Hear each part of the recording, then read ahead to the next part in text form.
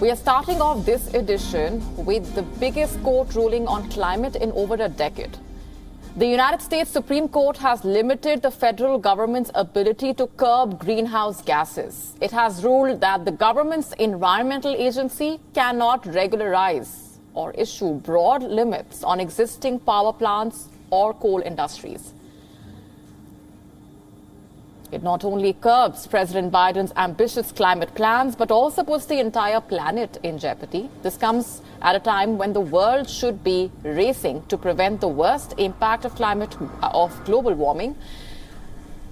The ruling also foreshadows more fights and lawsuits from industry groups who want to prevent federal agencies from enacting big, important regulations to address evolving issues. The Democrats, climate activists, and Green parties have slammed the ruling. A small group of protesters carried a giant constitution placard which read, "We the corporations." Even the United Nations has sharply criticized the ruling. Everyone ready? Decisions like today's in the U.S. or any other major emitting economy makes it harder to meet the goals of the Paris Agreement for a healthy, livable planet, especially as we need to accelerate the phase-out of coal and transition to renewable energies. Meanwhile, our planet is baking itself alive. The punishing impact of climate change is visible, including a certain 9 U.S. justices. The burning of fossil fuels and other human activity already warming our planet by about 2 degrees Fahrenheit as compared to the pre-industrial levels. Climate change has worsened wildfires, droughts, air pollution, heat waves. It has caused species to go extinct and trees to die.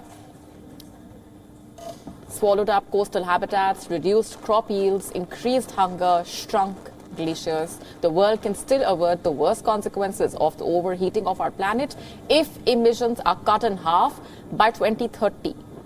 But now the world's biggest polluter, the United States, is trapped in its own crisis. The Supreme Court ruling only makes the work harder. The Biden administration is currently developing a rule to cut carbon from power plants. The onus is now on the Congress. Sure, the Congress could pass a law to pass sweeping regulations to cut carbon, but then we have a power tussle and filibuster rule to overcome. Across the country, local governments are accelerating their efforts to cut greenhouse gas emissions, in some cases bridging partisan divides, so maybe there is still hope.